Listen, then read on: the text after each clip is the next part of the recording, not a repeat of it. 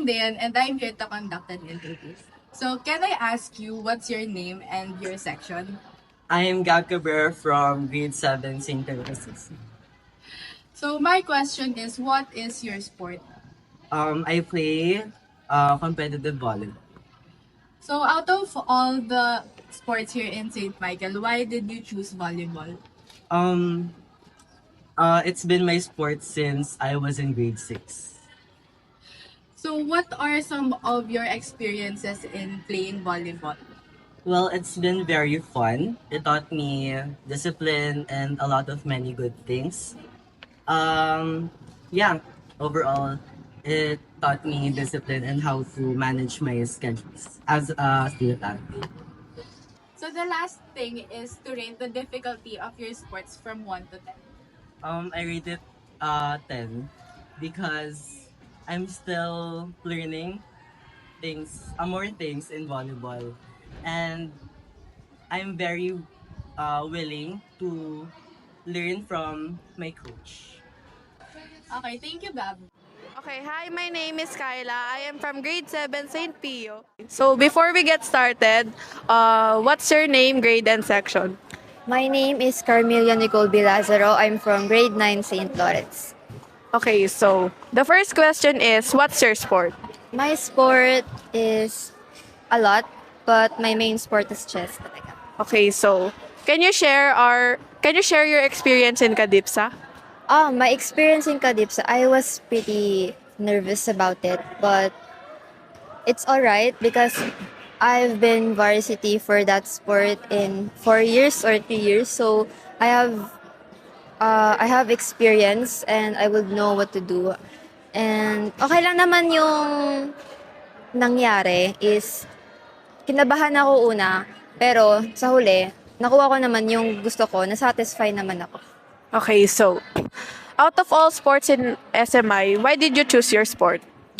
Actually, the story is pretty funny kasi nung grade 3 ako, intrams na nun. Tapos, wala akong mapiling sport. Hindi ko kaya gawin yung volleyball, yung Scrabble.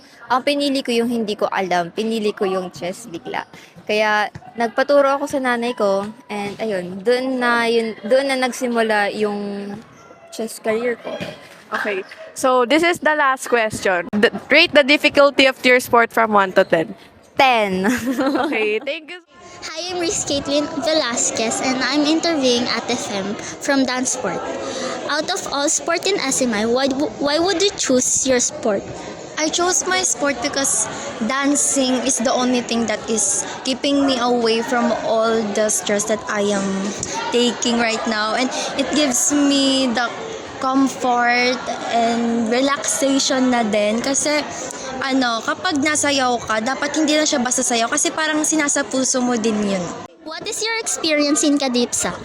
So first is super nakakakaba talaga siya, pero once na you're in the main competition na, mafe-feel mo na lang is nothing but excitement, and during the Kadipsa is makaka-socialize ka din sa mga tao na taga-ibang school, kaya for me, it's a really fun experience to do.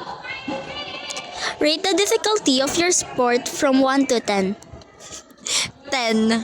As in, kahit sinasabi ng mga ibang tao na parang, ano pong ginagawa dyan? Nasayaw lang naman kayo dyan. No, it's not just like that. Mahirap yung pinagdadaanan namin sa dance sport. Kaya hindi dapat kami minamaliit lang po. Thank you.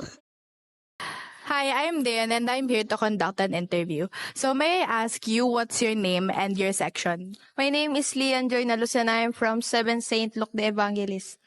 So, my question is, what's your sport in Kadipsa? Basketball. So, out of all the sports here in SMI, why would you choose basketball? I think it's challenging for me and it's fun. So, since when did you join your sport? Recently, So, my last question is, can you rate the difficulty of your sport from 1 to 10? 11 out of 10. Why? It's hard because the training is so rare. Hi, I am Reese Caitlin from grade 7 St. Pia and I'm interviewing my coach in volleyball. How long have you been coaching an SMI? Nag-coach ako dito since 2010. So siguro mga wala pa kayo sa mundo.